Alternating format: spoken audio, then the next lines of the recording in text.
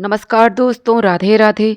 Welcome back to your YouTube channel हमारी संस्कृति हमारी धरोहर। दोस्तों, आज के इस वीडियो में मैंने आपको माघ मास में तुलसी पूजन कैसे किया जाता है, शालिग्राम जी का पूजन, कान्हा जी का पूजन और घर पर ही गंगा स्नान आप किस प्रकार कर सकते हैं, गंगा जी में दीपदान आप घर पर किस प्रकार कर सकते हैं, मैंने आपको इस वीडियो में दिखाया है। तो दोस्तों, वीडियो में दी गई जानकारी आपके लिए महत्वपूर्ण हो सकती है, इसलिए वीडियो को शुरू से लेकर अंत तक अवश्य देखिए। माघ स्नान, दान, माघ में पड़ने वाली महत्वपूर्ण स्नान की तिथियां, माघ माह के महत्वपूर्ण व्रत, माघ माह में क्या करें क्या ना करें आदि का मैंने एक विस्तृत वीडियो बनाकर इस चैनल पर डाला है, आप उसको अवश्य देखिए। माघ माह में घर पर स्नान करने के लिए आपको ये स्नान तारों के छांव में ही करना चाहिए। जब आकाश पर तारे हों और चंद्रमा आदि हो, सूर्य देव ना निकले हों, उसी समय हमें ये स्नान करना चाहिए। दोस्तों, मैं भी प्रातःकाल माघ स्नान के लिए उठी हूँ। इस समय चारों तरफ अंधेरा ही है। तुलसी जी को मैं कवर करके रखती हूँ। पहले नीचे एक सूती कपड़ा उनके ऊपर डाला है, फिर ऊपर चुनरी बड़ी सी डली हुई है। तुलसी जी को ओस और पाले से बचाने के लिए हमें इसी तरह से उनको ढक कर रखना चाहिए। यहाँ मैंने श्यामा तुलसी और रामा तुलसी दोनों तरह की तुलसियाँ लगा रखी हुई हैं। प्रातःकाल हथेली दर्शन करने के बाद अब मैं पूरे घर में झाड़ू लगा रही हूँ। हमें झाड़ू अवश्य लगा लेनी चाहिए। पोछा आप चाहे बाद में लगाएं। फिर पूरे घर में गंगा जल छिड़क देना चाहिए। मुख्य द्वार को आप अवश्य साफ कर लें। वहाँ हल्दी मिश्रित जल का आप छिड़काव अवश्य करें। अब घर पे ही गंगा स्नान करने के लिए एक साफ सुथरी बकेट लें, उसमें थोड़ा सा गंगा जल डालें, इसमें ताज़ा जल मिलाएं। फिर इसमें आपको काले तिल डालने अथवा सफ़ेद तिल भी डाल सकते हैं। फिर माँ गंगा का स्मरण करते हुए आप स्नान करिए।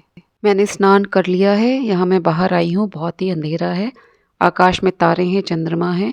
अब तुलसी माँ की पूजा करने के लिए मैं उनके ऊपर जो मैंने बड़ी सी चुनरी उड़ाई, इसको हटा के इनके ऊपर एक छोटी चुनरी होती है वो डली रहेगी। फिर मैं इनका पूजन करूंगी। तुलसी पूजन और शालिग्राम जी के पूजन के लिए मैंने यहाँ पे कुछ सामग्री ली है। पहले तो मैं यहाँ पे नहाने के बाद सूर्य को जल चढ़ाऊंगी। यहाँ मेरा देखिए लोटा तैयार है।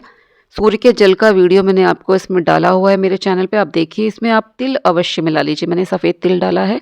तुलसी जी के लिए भी गंगा जल मिश्रित शुद्ध जल है, इसमें मैंने सफ़ेद तिल डाला है, क्योंकि इस महीने में तिलों का बहुत अधिक महत्व है। यहाँ मैंने सफ़ेद तिल पूजन में लिया है। यहाँ पे मैंने अष्टगंध लिया है, पीला चंदन भी लिया है, पीले पुष्प लिए हैं। यहाँ मैंने कलावा लिया है। यहाँ 2 बाती का दीपक रखा है। मैंने तिल के तेल में ये दीपक बनाया है, क्योंकि तिल का बहुत अधिक महत्व है। तो हम तिल के तेल को ही यदि यूज़ करें तो बहुत अच्छा। देखिए, तिल के तेल की बोतल मैं आपको दिखा रही हूँ, आप मार्केट से ला सकते हैं और आप इस पूरे माह में तिल के तेल का उपयोग करिए। पूजन की थाली में मैंने धूप भी रखा है। यहाँ पे मैंने माघ महात्म्य कथा पुस्तक भी रखी है, इसे हमें डेली पढ़ना चाहिए इस पूरे माह में।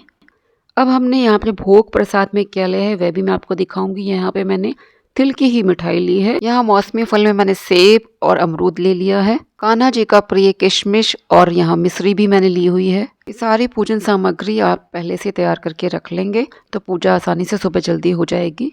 सूर्य को अर्घ देने के बाद मैंने यहाँ पे शिव जी को पहले गंगा जल से स्नान करवाया, उनका अभिषेक करा गंगा जल से। फिर यहाँ मैंने गंगा जी, यहाँ पे देखिए कृत्रिम गंगा जी यहाँ पे बनाई हुई हैं। जो किचन में सबसे शुद्ध पात्र होता है वो परात होती है, उसमें थोड़ा सा गंगा जल डाल के फिर मैंने शुद्ध जल डाला है। फिर उसी में मैंने शिव जी को भी बिठाया हुआ है। अब मैंने वहाँ पे उनका गंगा जी का आवाहन करके पहले दीपक यहाँ जला के रखा है, फिर उसमें पुष्प डाला है जल में, फिर मैंने तिल डाला है, रोली डाला है, यहाँ मैं अक्षत डाल रही हूँ, फिर पुष्प डाल रही हूँ। यहाँ मैंने भोग में माता गंगा को बताशे चढ़ाए हैं, यहाँ पे धूप दिखा रही हूँ। अब मैं वहाँ पर दीपदान करूँगी। गंगा के तट पे तो मैं एक दीपक यहाँ पे जला के रखी रही हूँ, वहाँ मैंने पुष्प माला भी चढ़ाई हुई है और यहाँ पे मैंने रक्षा सूत्र भी चढ़ाया है माँ को। गंगा माँ की पूजा करने के बाद अब मैंने गंगा तट पर तो दीपक जला दिया। अब गंगा जी में भी मैं दीपदान कर रही हूँ। यहाँ मैंने अशोक के पत्ते लिए हैं, उसी पर देसी घी की गोल बाती के दीप रखे हैं। पहले इनका दीपों का पूजन करा है, हल्दी कुमकुम रोली लगाई है, पुष्प भी रखा है। इसके बाद मैंने यहाँ पे गंगा जी में इनका दीपदान करा है। तो इस तरह से आप घर पर ही गंगा जी में दीपदान कर सकते हैं। मेरे इसी चैनल पर गंगा जी में घर पर कैसे दीपदान करें पूरा विस्तृत वीडियो दिया गया, आप उसको देख सकते हैं। यहाँ भगवान शंकर और माँ गंगा की मैं आरती कर रही हूँ। तो देखिए, आपको घर पर ही गंगा तट पे जो हमें गंगा जी के स्नान और उनकी पूजा पाठ का फल मिलता है वो आपको घर पे ही मिल सकता है। आप इसी तरह से भक्ति भाव से यहीं पे उनका ध्यान करके पूजन पाठ करिए। हमने सूर्य को अर्घ दे दिया है।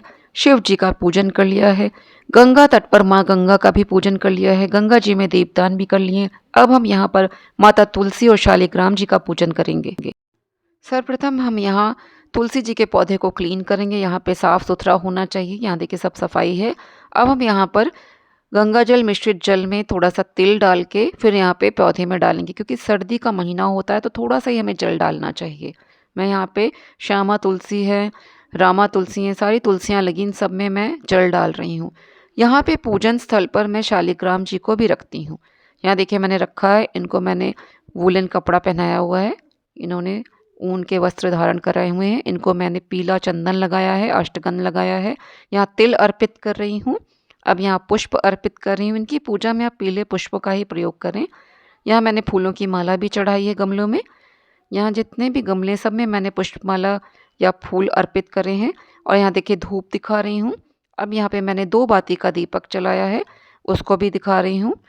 अब हम यहाँ वस्त्र रूपी कलावा माँ तुलसी को अर्पित करेंगे, भगवान शालिग्राम को भी अर्पित करेंगे। अब हम यहाँ नैवेद्य अर्पित कर रहे हैं। यहाँ हमने नैवेद्य में किशमिश लिया है, मिश्री लिया है, यहाँ तिल से बनी मिठाई ली है, मौसमी फल लिए हैं। इनको प्रेम पूर्वक हमें माता तुलसी, भगवान शालिग्राम को अर्पित करना चाहिए। धूप दीप नैवेद्य के बाद हमने यहाँ जल का भोग भी रखा है। अब हम हाथ में पुष्प और तिल लेकर माघ महात्म्य पुस्तक को पढ़ेंगे। आप इसका श्रवण भी कर सकते हैं। आपको मेरे इस चैनल पर माघ महात्म्य के वीडियोस भी मिल जाएंगे, आप उसको देख सकते हैं, सुन सकते हैं। कथा सुनने के बाद हमें वहाँ पर तिल और पुष्प को भगवान के चरणों पे अर्पित कर देना चाहिए। पुस्तक को हमें रख लेना चाहिए। इसके बाद हमें आरती करनी चाहिए। यहाँ माता तुलसी और शालिग्राम जी की हम आरती करेंगे। आरती करने के बाद हम माता तुलसी और भगवान शालिग्राम जी से क्षमा याचना मांगेंगे। पूजा में जो भी कमियाँ हुई उसके लिए हमें क्षमा करें। इसके बाद हम परिक्रमा करेंगे। हमको 5, 7, 11, 21, 51 जितने भी हम माता तुलसी की परिक्रमा कर सकते हैं हमें करनी चाहिए। माता की परिक्रमा करते समय हमें ओम नमो भगवते वासुदेवाय मंत्र का जाप करते रहना चाहिए। हाथ में तिल अथवा पुष्प लेकर आप परिक्रमा करिए। अब यहाँ मैंने अपने लड्डू गोपाल को उठाया है, इनको मैं दूध पिला रही हूँ।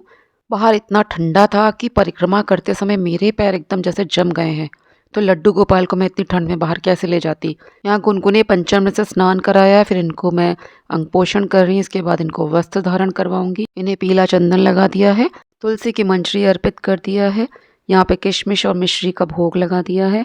यहाँ तिल के लड्डुओं का भी मैं इनको भोग लगाऊंगी, क्योंकि तिल का बहुत अधिक महत्व होता है इस मास में। मंदिर में सभी देवी देवताओं को मैंने तिल के लड्डुओं का भोग लगा दिया है। इस तरह से पूजा हमारी संपन्न हुई। आप यहाँ पे भगवान कृष्ण के नामों का जाप कर सकते हैं, गीता पाठ कर सकते हैं, विष्णु सहस्रनाम पाठ कर सकते हैं। तिल और गुड़ से प्रतिदिन छोटा सा हवन भी कर सकते हैं। पूरे माघ माह में गंगा जी में स्नान का बहुत ही अधिक महत्व है। वैसे तो जो भी जल है इस माह में माना जाता है वह गंगा जल ही माना जाता है।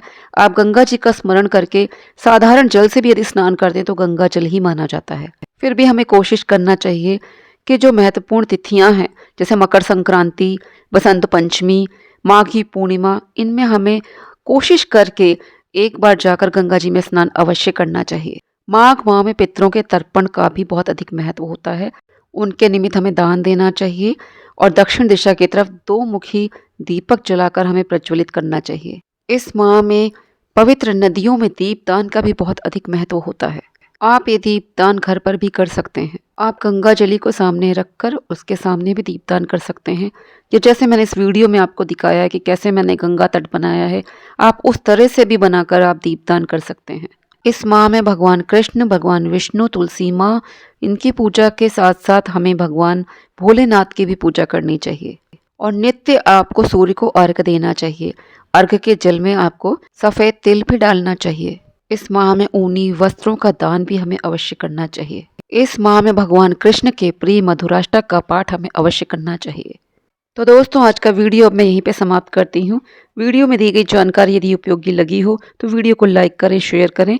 चैनल पर पहली बार आए हो तो चैनल को सब्सक्राइब जरूर करें। जय श्री कृष्णा, जय श्री राधे।